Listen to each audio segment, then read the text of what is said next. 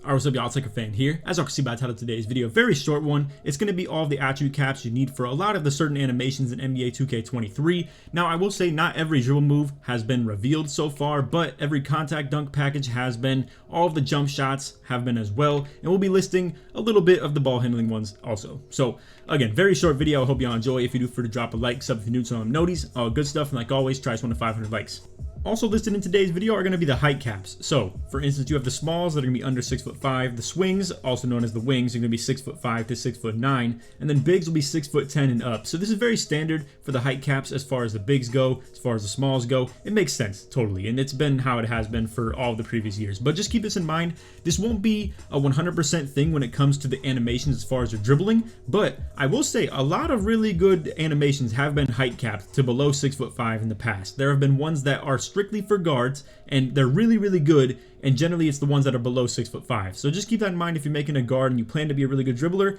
It's going to be a little bit more limiting, and you are taking a little bit more of a risk by making a player that is above 6'5" as a dribbler. But again, not only listed are those as far as the concern for your dribble moves, your dunks, but also your jump shots now as well. So we've always known there are some that have been big man capped, but now there's even guard capped jump shots and swing capped jump shots. So as you can see, here's a quick little graph from Mike Wang and 2K as far as the jump shots that are listed. Now, this is a really interesting thing too, and I love the fact that they're kind of taking matters into their own hands a little bit. So obviously, we've had 2K Labs who have tested jump shots constantly throughout the past, and they've done stuff like this. But I'm not gonna lie, to add all types of these little just interesting things is so cool. So you have release speed, you have release height, timing impact, defensive immunity. So for instance, the one with defensive immunity will be harder to contest. The timing impact means it's more important to get a really good release. The release speed obviously is the speed of the jump shot getting out of your hands. And then you have things like release height, which in my opinion are sort of correlated to defensive immunity. I think you will see that showcased a little bit throughout this graph, but then you have things like Trae Young where its release height is super low, yet its defensive immunity is still an A-.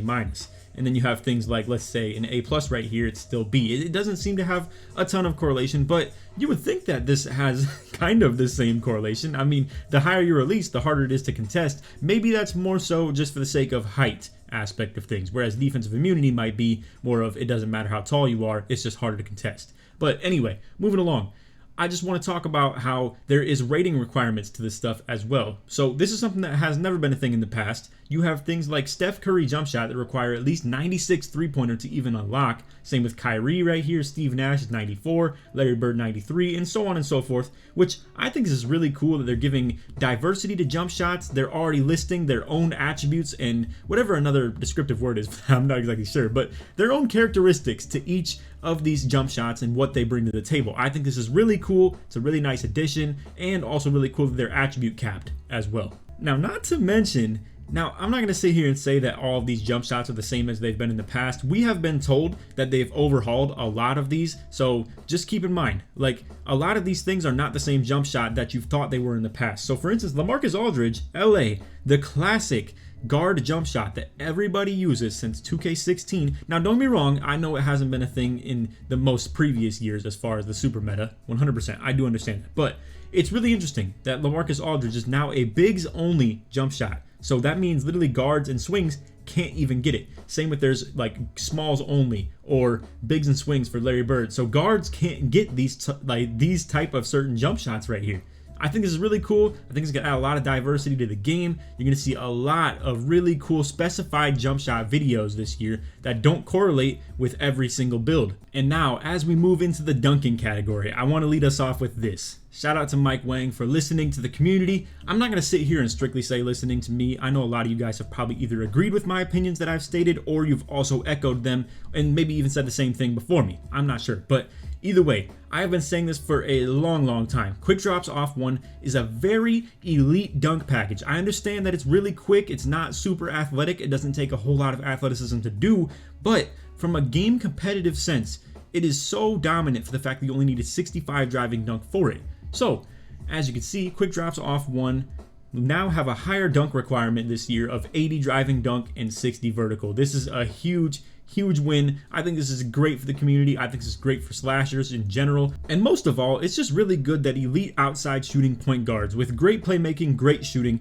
cannot just sit here and act like part of a slasher build. for just having 65 driving dunk. I think this is perfect. It's really good that this is a new addition. Shout out to Mike Wang for at least listening or having really good mind as far as maybe great minds think alike, and he already planned to do so. But anyway, moving along. Dunk requirements for NBA 2K23, since some have asked, vertical requirements are only new gen. That's interesting too, that's not considered something for the current gen aspect, or the old gen, if you will. But anyway, I will say most of this is pretty similar to the old requirements. So for instance, with pro contacts off 2 and off 1, you need 84 driving dunk, 75 vertical for the off 1s instead of 70 for the off 2s. But then, really interesting that you get right here. So elite contact dunks off 2 and off 1 both require 92 driving dunk, but for the off 1 requires 82. So keep that in mind. You definitely want that 2 more vertical. It's way worth the budgeting right there to go for 82 instead of just 80 if you're making a build like that. If you have a small build, aka something below 6'5",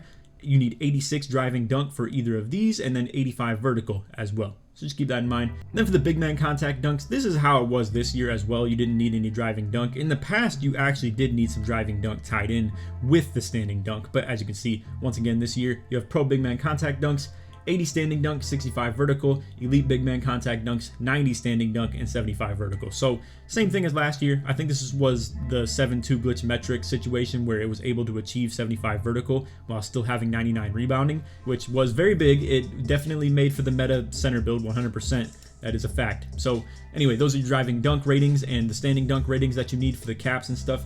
For the ball handling stuff, we didn't get a whole lot of conversation on this. Honestly, all it was just the highest ball handle requirement would be 92 for Curry and Trey Siggs. Now, I think this is solid. I think it's plenty fine to do this, considering 92 is the max for contact dunks as well.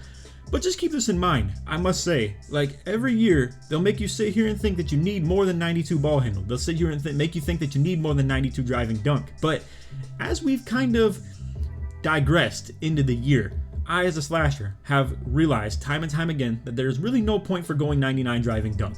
Every single year, point guards in the just pro-am scene and whatever the case may be, they usually do digress to around 93, 94 ball handle, whatever gives them a good bulk of playmaking badges. But this year alone, for instance, a lot of people went with that 99 ball handle for the Hall of Fame Pluckable when they actually needed it, when pluck steals were doing really good. But then as that got nerfed, it became like, why do I have 99 ball handle? Now, don't get me wrong, it did help you get more tight handles and stuff like that as well for the higher your ball handling was. So that was still another perk to it. And obviously it still helps you from stopping getting plucked. It's just, it wasn't worth the value. So I will say one thing that I'm not a big fan of, I wish they would add one more like super special package in the playmaking, in the finishing categories, kind of like what they did for the shooting right here. Like, this is really cool that Steph requires 96 3-pointer or mid-range.